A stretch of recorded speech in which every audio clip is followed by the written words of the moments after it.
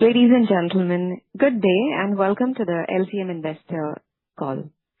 Please note all participants are currently in listen-only mode, and there will be an opportunity to ask questions following the conclusion of the management's opening remarks. Please note this call is being recorded.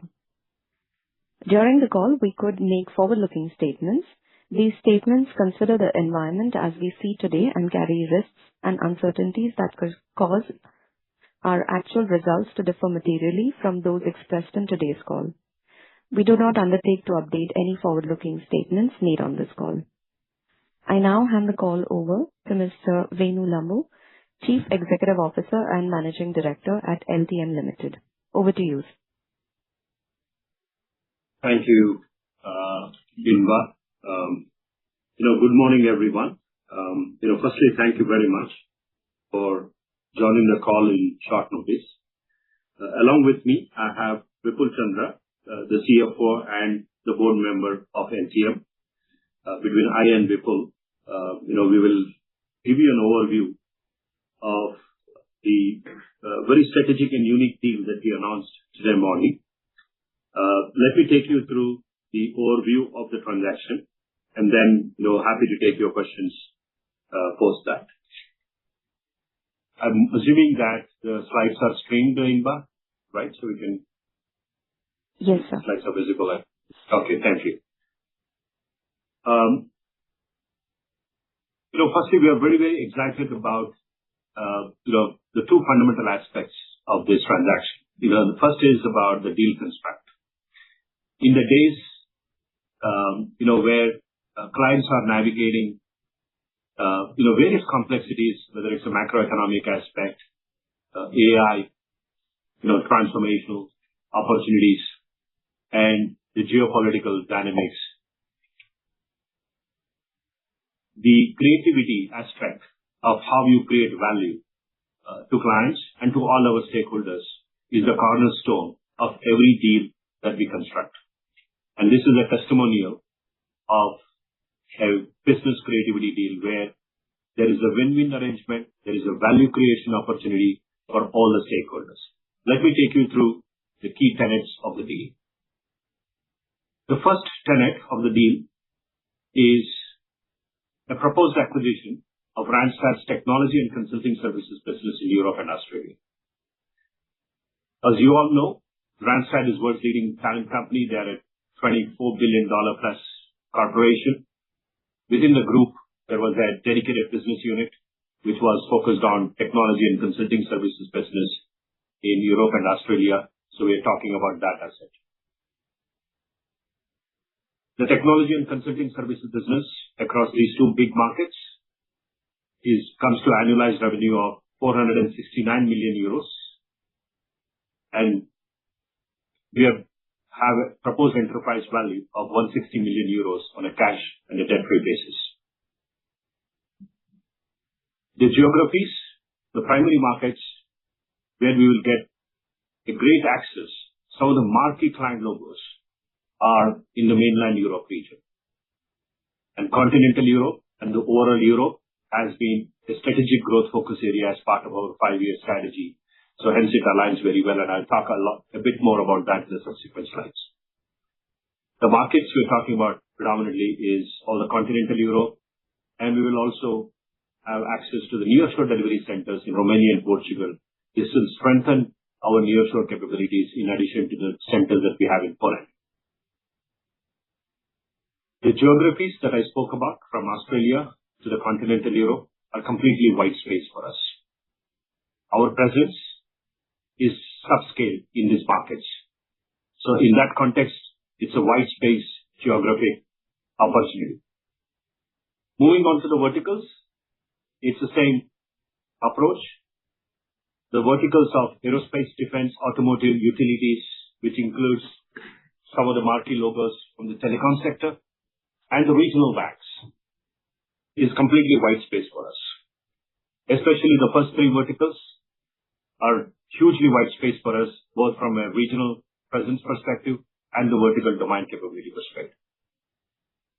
In terms of capability, the fact that Randstad Technology and Consulting Service business has been hugely focused in creating a vertical specific solutions, there is a significant domain capability that is embedded within the teams. And that fits in well with our tech domain convergence story that I spoke about as part of our 5-year strategy. And having access to a good number of talent with cybersecurity skill. Again, a very unique capability and a much more expected and something that we were subscale in that line of service. Now we get a scale, and more so in the context of the sovereign solutions that gets built up, and more so in the context of the regional cybersecurity and all. And the third capability synergizes with our iNext capability, which is into the industrial AI and industrial IoT capabilities. So that's the first part of the deal, and I'll talk a bit more on that in the next few minutes. On the second aspect of the deal is 5-year IT services partnership with the Randstad Group. Randstad Group has a huge aspiration of scaling up their GCC in India, and most importantly, make AI as the core of transformation of the services that gets delivered from Randstad India's GCC. And we are the preferred partner, and we have signed a 5-year agreement to enable Randstad GCC with an AI-centric approach. The third aspect of the deal is, as you all know, LTM has spent good amount of spend on our subcontractors.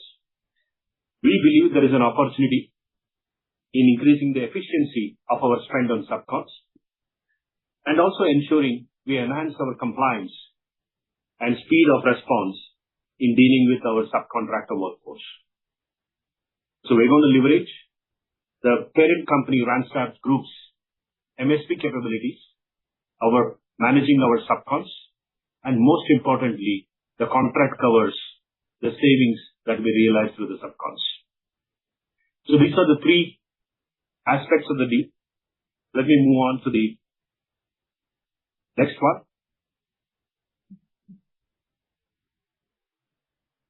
A bit more detail about the vector one or the aspect one of the deal. As I mentioned, 469 million euros, approximately about $500 million plus in US dollar terms, 78% in Europe and 22% in Australia. I've already covered the areas that we will cover in the mainland Europe. And of course, we get the delivery centers in Romania and Portugal, and a significant presence in Australia. Australia as a geography will become more than $100 million revenue for us. Marquee customers with 15 plus scale accounts, and we'll have access to a very rich domain-driven digital engineering, cybersecurity, industrial IoT capabilities across different delivery centers in Romania, Portugal, and the onshore capabilities spread across 4 verticals that I spoke of: aerospace, defense, auto, utilities, and the BFS.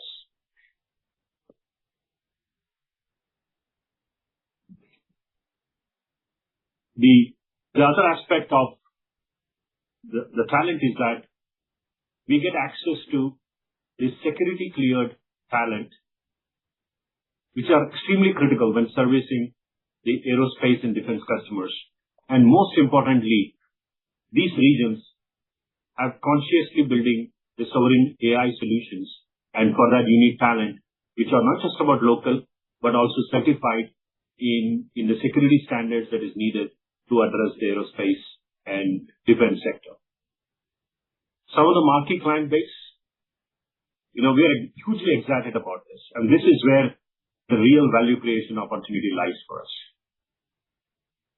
All the customers that I show here are the customers where we have absolutely no presence,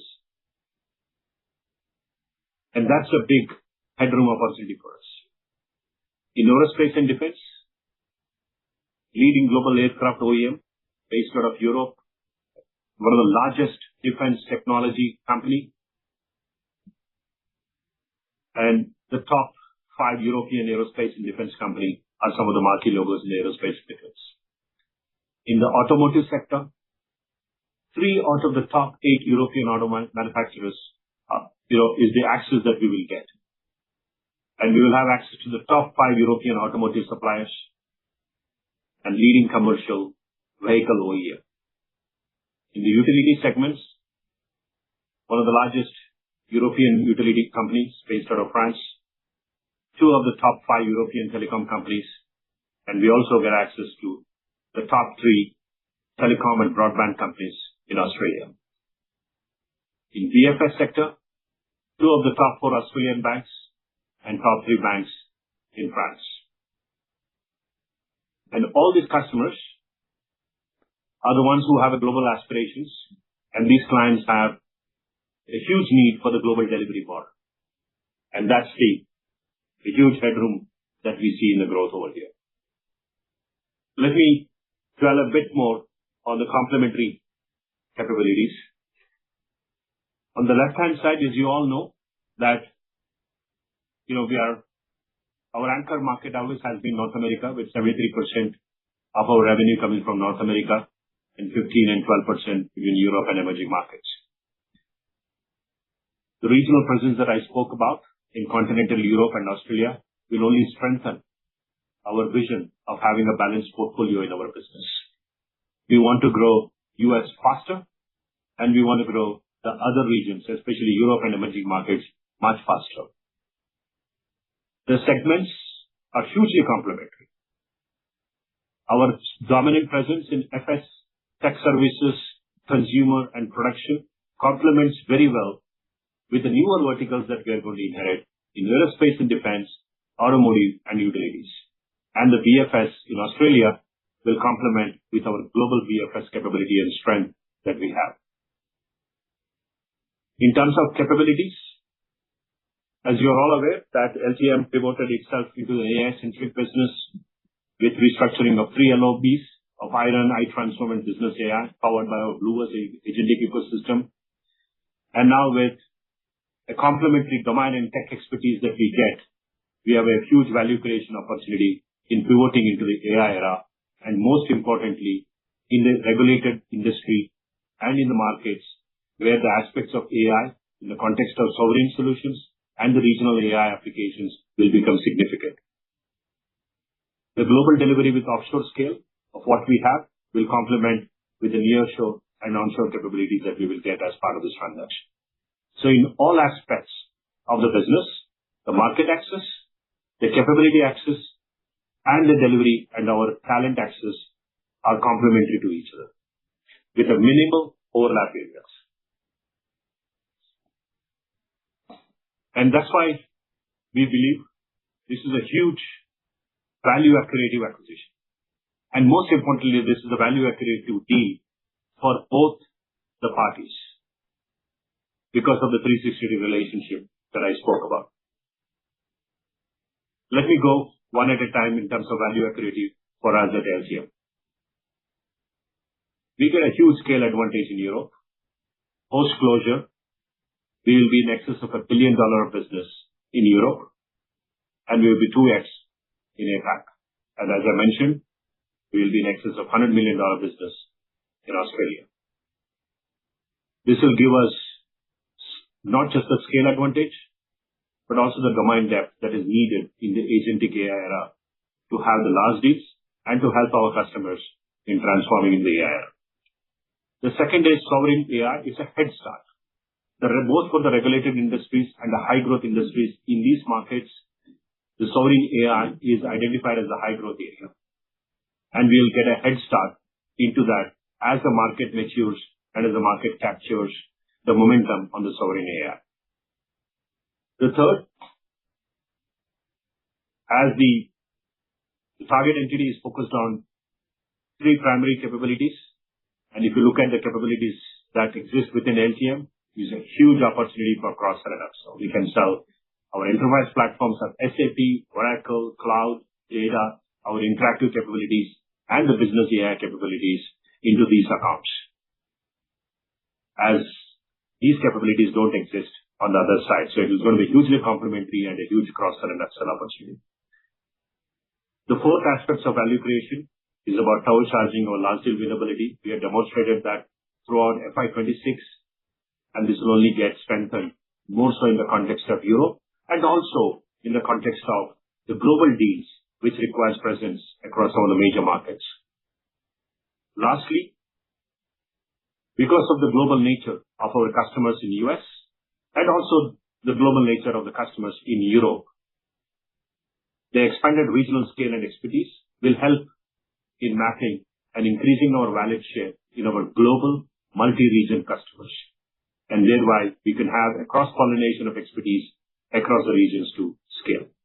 So that's a huge opportunity on a proposed acquisition. As a quick recap, where does it fit in our 5-year strategy? We said, as I covered it, and I'll be covering a lot more details in our Investor Day, the positioning is all about being a partner who can solve a client's business problem through a creative approach. And that's why we position ourselves as a business creativity partner when we rebranded to LTM. And we said we will double down our focus in Americas, but at the same time, we'll keep an eye on the balanced portfolio and de-risk a high concentration of few areas. And we will make sure that we will scale Europe with a focused push in the key emerging markets. And this transaction fits pretty well into the first highlighted portion. The second is what is needed to pivot for AI is the domain and tech capabilities, and we have to reimagine capabilities that we have as part of the core services. Again, these two areas are complementary and fits very well from a strategic rational standpoint. The third aspect of the strategic framework that I'm going to highlight here was about we acknowledged when we designed the strategy that the AI pivot and AI transformation is going to be done with a huge collaboration of our global delivery capabilities and the local expertise as most of the countries become very sovereign in nature in terms of how they handle data and how the AI infrastructure is built and how the AI will be implemented. So hence, it's extremely important that we have the complementary capabilities both in on-site, nearshore, and offshore capabilities. So this is, hugely a strategic fit for all the elements that we defined as part of our 5-year ambition. So that's all I had to share today. And me and Vipul are here to take any questions that you may have. Thank you very much, sir. Ladies and gentlemen, we will now begin the question and answer session. Anyone who wishes to ask a question may click on the raise hand icon from the participant tab on your screen. We request participants to restrict to 2 questions and then return to the queue for more questions. To rejoin the queue, you may click on the raise hand icon again. We will wait for a moment while the question queue assembles. We take the first question from Prateek Maheshwari of HSBC Securities. Please go ahead. Hi, Venu and Vipul. Thank you so much for the opportunity. First of all, congratulations. The deal seems to be a good fit for your 5-year strategy. Something that I wanted to check about was the revenue, the trend that we have seen for the company. It's been declining at 10% rate. So just if you could double click on what's happening and how do you see that? And then I have a follow-up question for Vipul. Sure. Yeah, thanks for the question, Prateek. And look, I think there are 3 aspects to the revenue decline, and that was very clear when we made this decision. The first is, like everyone else, over the last 2 years, there has been a macroeconomic challenges, specifically in Europe, and there was one part of that story. The second one is about there has been a conscious effort in FY25 to actually trim the tail accounts, because the seller was already in the process of divesting this part of it, and so there was a conscious effort from their side to make the tail accounts rationalized much faster so that it becomes an asset that they can transact smoothly. So that was the second thing.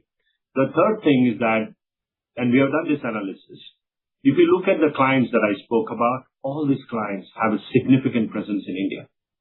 Especially over the last 2 years or so, at the back of India and Europe trade agreements, at the back of an offset deal that is happening especially in aerospace and other customers, they have ramped up GCC a lot. And Randstad Technology and Consulting Services business did not have a scale offshore. They had an offshore, but it was not a scale that we can do it. So if we were there 1 year back, probably we would have arrested that decline. But I see this as a positive movement because all these clients are hugely excited about it. And, as part of this, I've spoken to 4 clients as part of the process, and the excitement is very huge, with these customers in terms of leveraging our global delivery model that complements with the on-site and nearshore capabilities. So these are the reasons, that are there for the revenue decline, but they're not anything to do with the structure of the business, but it's because of the reasons that I mentioned. Thanks. Vinu, since you said that they did not have a offshore capability, could you also double-click on, so the release had some GCC opportunity as well, right? And you also mentioned in your opening comments. So what do you expect out of it, if you could double-click on that as well? Yeah. See, okay, the second aspect of the deal that I'm talking about is the GCC for the Randstad Group's IT requirement and all the AI transformation requirement. So that's the GCC. Their spend is huge, as you can imagine. They're a $25 billion corporation, so they have a huge technology spend and AI spend. So we're going to be the AI transformation partner in strengthening their GCC capabilities, which is actually based out of Hyderabad. So that's the GCC concept. The point that I mentioned about the existing customers, they went about their own GCCs, right? Whether it's an aerospace customer or automotive customer, they went with their own GCC. So that when somebody decides to go on a GCC, there is a lag before you start complementing them with your capabilities and strategy.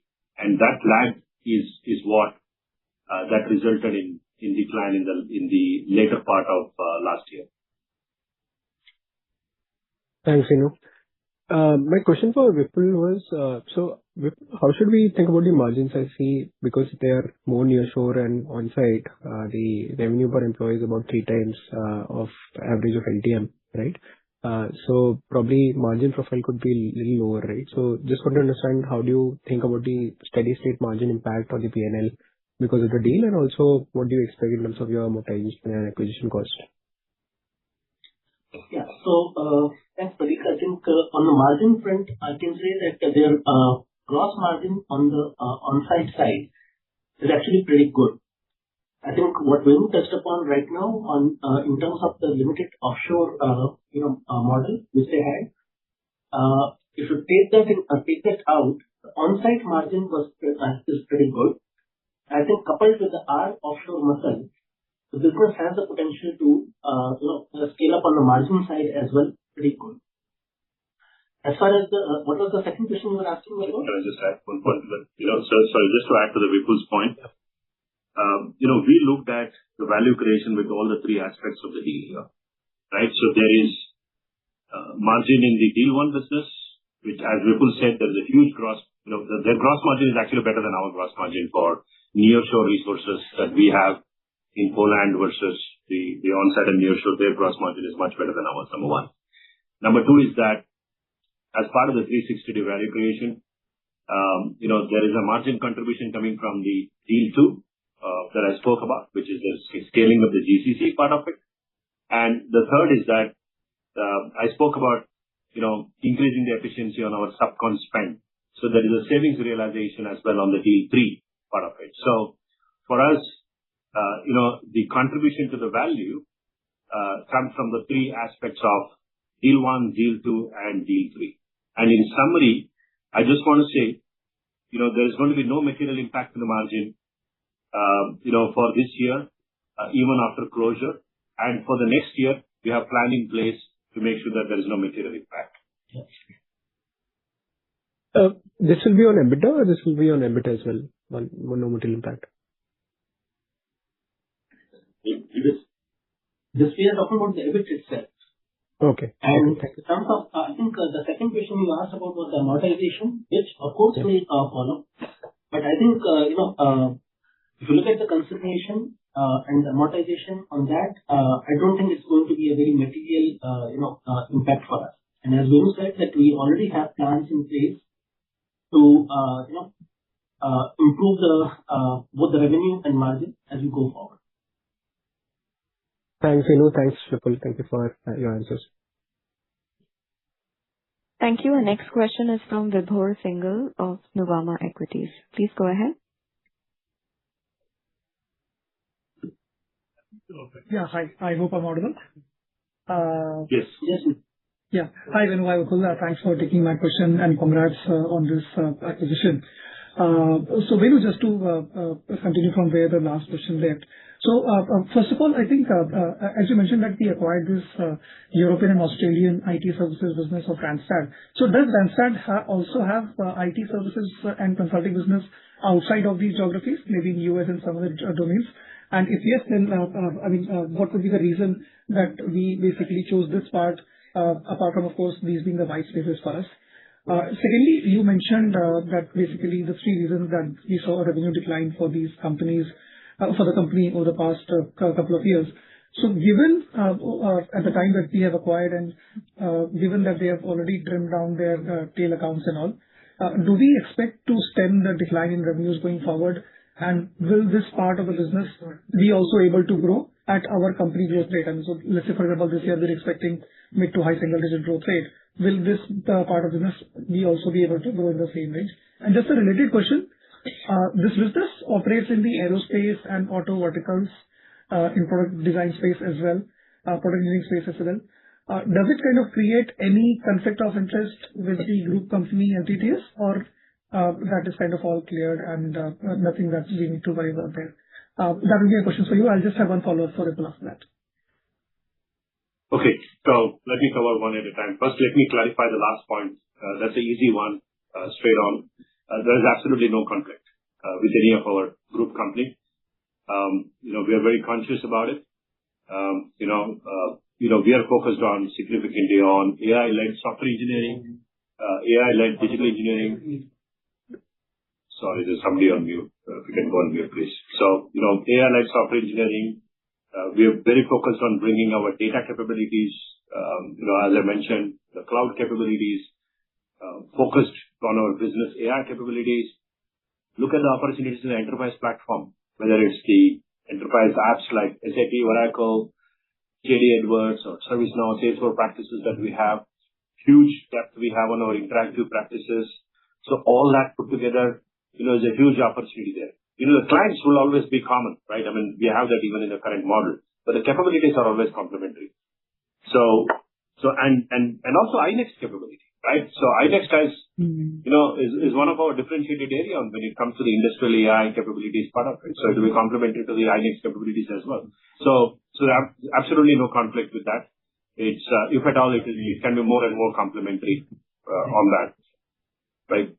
I'm just covering up. Now, let me answer the first one. You said, do they have a U.S. business and why we didn't consider it? Look, the answer is very obvious.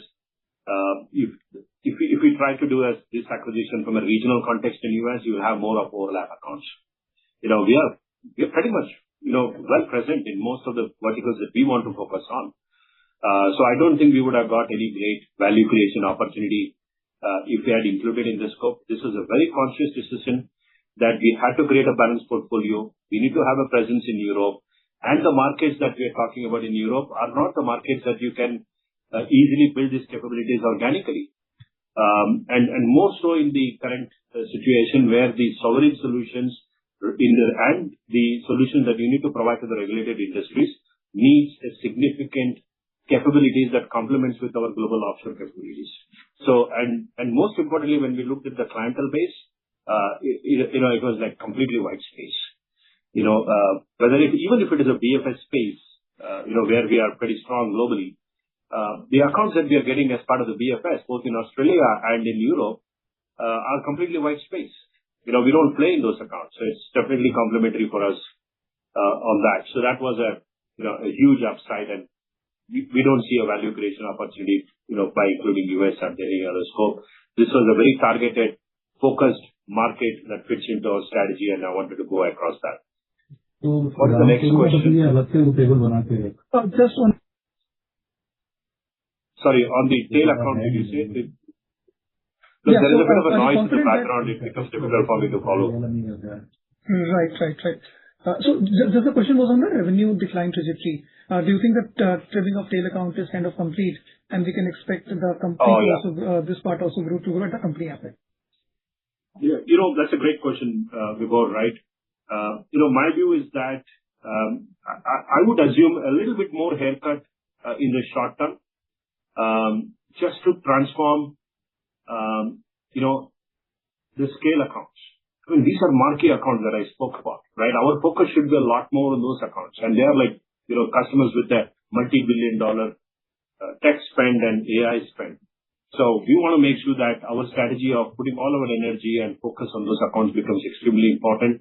So if that results in trimming 10 more tail accounts for a period of time, it may not happen at one shot, but if we need to do that, we will do it. But that may be just a short term. Our focus and business plan and value creation is built on cross-selling and upselling and, growing. And this fits in well with our, 5-year strategy where we said we want to double our revenue in 5 years. So when we're looking at that 5-year strategy, it's only the growth that comes. Even though in the short term, from a transformation standpoint, we might look at trimming some tail accounts. If I may just add to that so that you get a better, color on how we are going to execute this.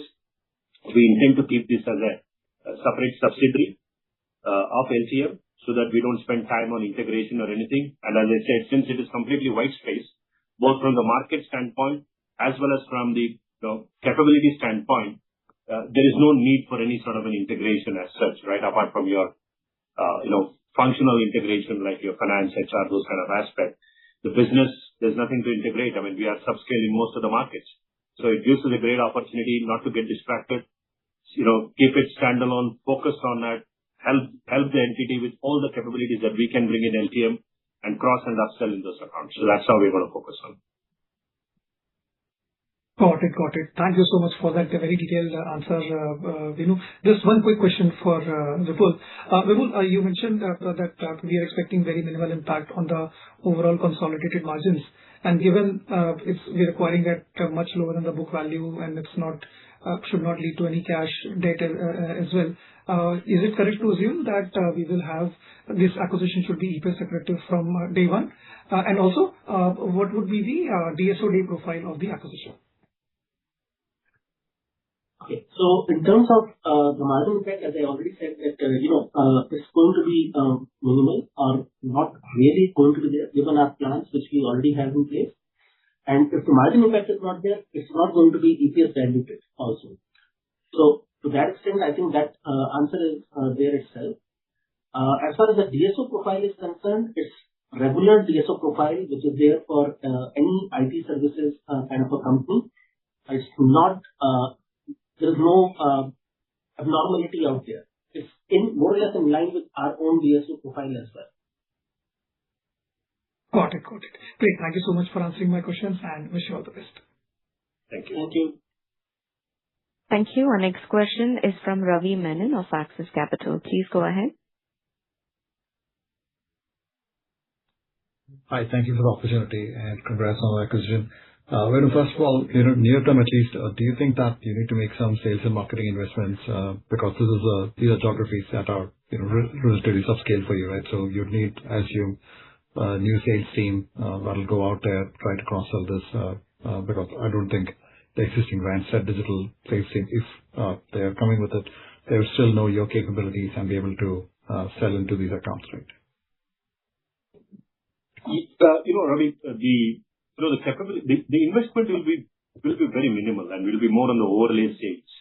Right, as part of this, transaction, we are getting a lot of good talented salespeople who have a very deep client relationship.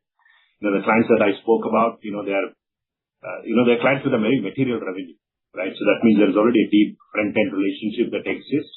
Yes, if you need to cross and upsell my SAP, Oracle, cloud, data, AI, and so on, then we need to have a few investment done for the overlay sales, so that the cross-sell and upsell happens with our service line sales capability. But that I would sort of look at it as very minimal. I would have done it if organically as well in those markets if we had that scale. So I wouldn't look at it as anything which is a huge investment, but something like a BAU investment. But we're going to create a separate team which will provide the overlay sales support to this entity, more so from our service line capability standpoint. Great, thanks. And related question to that is, how are these clients set up? I mean, so do you have, can you provide all sorts of IT services, or was Randstad Digital mostly set up with MSAs for just mostly staffing, or what, is it managed services, all of that, and can you provide all the services that you offer, or would that involve changing some of these MSAs? Yeah, most of the clients have a good, options to cross and upsell already built in. There may be a few customers where I need to introduce an offshore rate card, for example, and create an offshore-based MSA or SOW. But considering the fact that these are deep relationships, and also considering that these are the customers who are already in offshore, either on their own or through some other competitor, they're already there. So, getting those offshore rate cards clubbed into existing contracts shouldn't be that much of a problem. But yeah, to summarize it, it's going to be a mix of clients where it's a wholesome 360-degree contracts. In some cases, we might have to introduce an offshore contracts. Absolutely. And just to add on to that, yeah, I think you asked a specific question about the MSA and whether the MSAs provide for all kinds of services. The answer is yes, because even the existing business is a mix of the normal kind of contracts that we see in any IT services company, which is T&M, fixed price, solutions, all of those things. So the MSAs do provide for that. As Venu said, the only thing which we may have to add in some cases is the offshore rate cards. Right. Thank you. So then with the remaining part, I would assume that Randstad Digital's US and UK business, I would assume that that is also going to get supported on an ongoing basis by the Randstad GCC, right? Or is the plan that these parts will get sold to somebody else, and the Randstad GCC will just be standalone for mostly like internal IT for. Yeah, look, I don't want to comment on their behalf on what their plans are, which is not fair. So yeah, I don't have any further comments to add how we do it. But what this 360-degree, this is a very unique deal in the industry, right? To have a 360-degree relationship. And these are the deals, that can be created in the market. And that's where the real value creation opportunity happens. These are the kind of deals that was pretty much restricted to the tech space, among the, very limited set of, in the AI value chain players. You have seen that, how those 360 relationships were built. And we have set the trend, of creating a large deal kind of a construct with a 360 relationship. Now that we have relationship on both sides, we sell to them, they sell to us. Apart from this acquisition, if there is any need for any large deal support for them, they know they can reach out to us. So that's how the relationship will work. Right. But would they become, say, Randstad US, would that become a competitor, a more formidable competitor with the GCC scale-up that you're enabling? Not really. Look, the way it is going to work is that firstly, the most of the GCC scale-up will be focused firstly on their internal enterprise IT transformation. That's the first focus area, right? And second focus area is that anything that we do together where they can't support it in offshore, and it will be LTM which will support them in offshore for the clients. All right. Great. Thanks so much, and best luck. Thank you. Thank you. Our next question is from Kumar Rakesh of BNP Paribas. Please go ahead. Hi. Thank you for taking my question. My first question was about the revenue opportunity from the 5-year GCC partnership which you are forming with the company.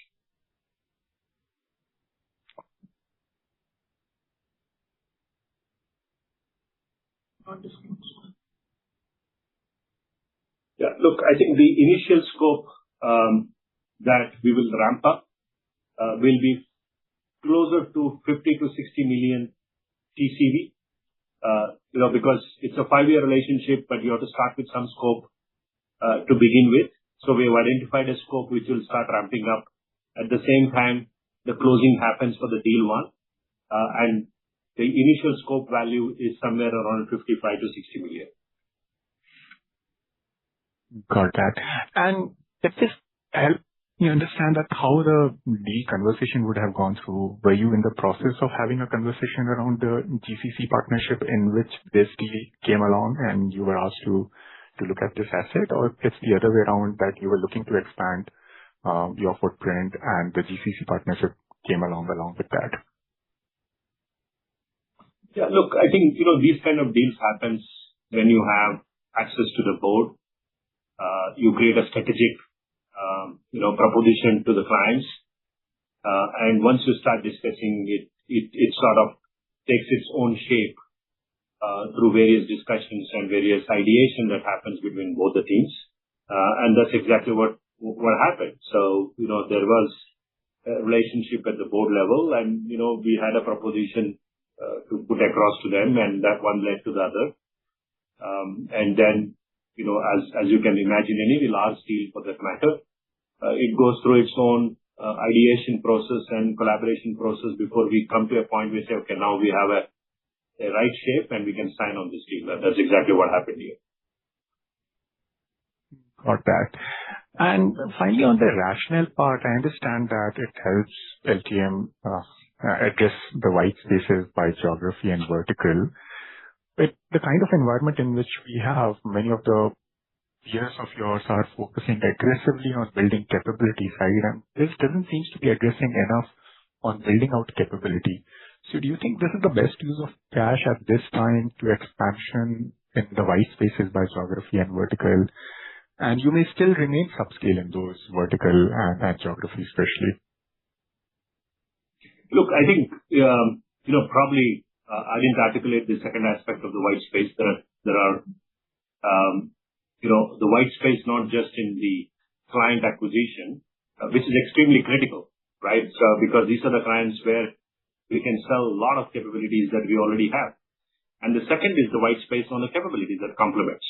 We are not that big on the cybersecurity space. So it's a huge thing. Cybersecurity, in the agentic AI era is a huge, aspect that we can, focus on and scale on that. And it gives us a jump start in that. And specifically in the areas and in the verticals, that we can bring value out of it as an example. The second thing is that the capabilities that synergizes with our industrial AI capabilities that I spoke about, right? And that capability, is hugely complementary, especially in the global scale. And that spans across all of our manufacturing customers in the US as well. We can, use the same capabilities for our production segment, whether it's manufacturing customers, energy and utilities customers, per se, on that. And the lastly is that, the domain and tech convergence capability is very understated. It's very easy to build a horizontal practices. You can hire a set of techies and build any of the practices around the various platforms or on various technologies. But the most hard muscle is getting the contextual capabilities for the industries, even if it is the contextual capabilities for the BFS. The more we get those talent, it only strengthens our tech domain convergence story. The contextual capabilities that we get in the utilities strengthens our E&U story even in the North America and even in the Middle East, for example. The contextual capabilities that comes in the automotive sector will complement with our overall manufacturing capabilities. So there is a huge capability, built out that will come out as part of it. So it's not just buying for the set of clients, but as I mentioned, there are three white spaces that I see it here. One is the white space in clients, white space in capabilities, and white space in the delivery talent across the globe. Also, just to address the point about the use of cash on this one, Kumar, if you look at the cash on our balance sheet and the consideration that we are going to be paying for this transaction, it's not going to be more than 10-15%. So, any which way, the other capabilities, etc., which you're talking about, you can always keep building that up as well. And we are investing in that side as well. Yeah. It is not at the cost of A, B, C. We'll do both. Yeah. Got it. Thanks a lot for that clarification. Vipul, just one question final on the margin side. So you said there should not be material impact on margin once this acquisition is integrated. Does that imply that this part of the business has better margin than the overall business margin? Because Randstad overall margins are quite low, but you are indicating that there should not be material margin impact after the integration and the amortization charges all put together. Yeah. So I think we answered this already in the Venu mentioned about the 360 relationship and the overall transaction. You have to look at it together. That's one part. The second part is I also mentioned about their on-site gross margin being actually better than our on-site gross margin as of today. So I think once we start implementing the plans that we have and the offshore muscle gets added and complemented, the revenue as well as margin will both grow together. And we also have other plans which we had already, which we are already working on in terms of our New Horizon, initiative as well to, deal with the margin at an aggregate overall level as well. So overall, keeping all of these things in mind is why I said that no material impact per se. Got it. Thanks a lot for answering my questions. Thank you. We take our next question from Nitin Padmanabhan of Investec. Please go ahead. Yeah. I'm just conscious of the time, so this is the last question. Absolutely. Good afternoon and congrats on the deal. Had a couple of quick ones. So one is, Venu, you mentioned that there's a lot of domain-centric contextual capability that's difficult to build, which is highly appreciated. The only question I had around that was that what is the format of this engagement? Is it more of a staffing engagement where it's difficult to migrate that knowledge, or you think there needs to be a re-architecting of the way that engagement happens for us to really migrate that knowledge? That was the first one. The second is that of the 15 plus tail accounts, 15 plus large accounts that we have, how big is it as a percentage of the overall revenue at the moment? And how big is the tail? Do we need to really cut the tail and that will be a drag for a year or so, and then from year 2 or year 3 is when we really see a scale up? And finally, in the context of the way this is, do you believe that initially it will start with the pitch that we currently have on-site resources with you, let's put in an offshore mix, and that becomes the first port of call? And how long do you think before the set of wins from a revenue synergy perspective starts kicking in? Those were the 3 questions. Thank you. Okay. On the last point, just that I always remember the last point, so I start from there. On the last point, our current focus is to ensure that we focus on closing. And after closing, I'll be able to share a lot more details in terms of, as part of our quarterly commentaries, in terms of the deals that we're working on and the large deals that we have and so on, so things, right? But as I said, it is all aligned to our 5-year vision of doubling our revenue. We already have a plan in parallel built up for the cross-sell and upselling part of it as well. So I'll give those commentaries as and when we reach to that stage. The other aspect is about the concentration of our this is where the real differentiation lies. In Europe, the top 25 customers contribute to 65% of the revenue. In Australia, top 10 customers contributes to 80% of the revenue. If it was hundreds of tail accounts, it doesn't fit into our strategy because that's not how LTM works. Even in LTM, to an extent that we have been challenged a lot saying that you are concentrating a lot on few accounts and you have a concentration risk. But that's a model we have always adopted, that we go deeper in the relationship. And this was the thing which attracted to us, that we have 65% of the revenue coming in from top 25 in Europe and 80% of the revenue is coming from the top 10 in Australia. And that's where our focus is going to be a lot more from day one, so that we not only make sure that we have a smooth transition of these customers, most importantly, use this opportunity to tell them about the things that we can help from an LTM standpoint and grow those customers. The last one is about, I think was your first question. Look, from a commercial arrangement, it has a good mix of T&M commercial arrangement. But the average tenure of consultants in an account is greater than 5 years in these accounts.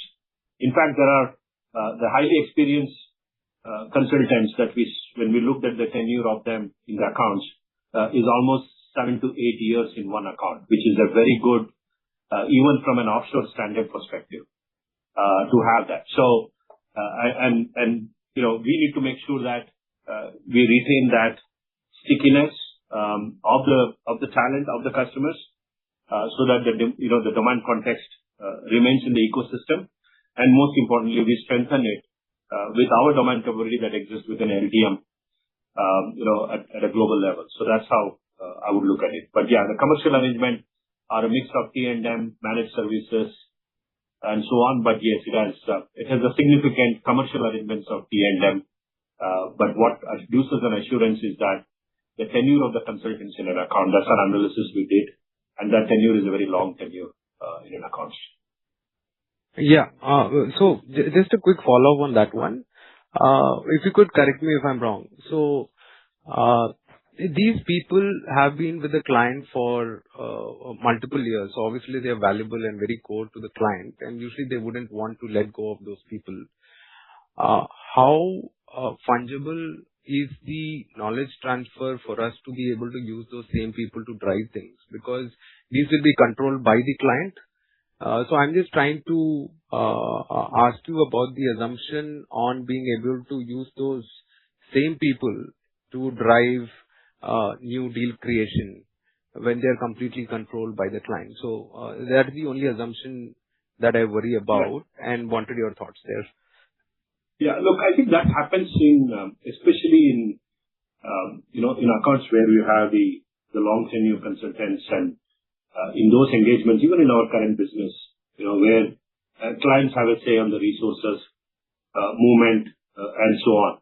But we have a mechanism in terms of how the other employees cross and uplearn from each other. So there are various initiatives, where we shadow people across these consultants, where the domain knowledge gets transferred. And second thing is that I think we will also have some work to do in terms of making sure that a lot of this knowledge in our global setup gets institutionalized. So that's where the focus will happen. And the fact that now that the same clients will have an access to close to 87,000 of the talent of global scale from LTM, as we start selling different services, our ability to shadow those resources will also enhance. If I was focused only on one stream and one capability, then shadowing the resources becomes that much challenging, especially in the scenario that you explained. When we are trying to cross and upsell, I think if I can have the same account where there are 100 people working, if I can increase it to 250 people in that account, our ability to cross-pollinate knowledge will be that much easier. So again, it all comes down to the same point that I started off saying that can we cross and upsell faster? Can we expand the value share faster? Because you have a focused accounts that we can target. It's not like spanning across hundreds of accounts. And thereby we get the advantage of both tech domain convergence, get the advantage of capabilities that are truly white space for us. Got it. That's helpful, Venu. Thank you so much, and all the very best. Thank you. Thank you. That was the last question for today. Ladies and gentlemen, on behalf of LTM Limited, that concludes today's call. Thank you for joining us, and you may now click on the leave icon to exit the meeting. Thank you for your participation. Goodbye.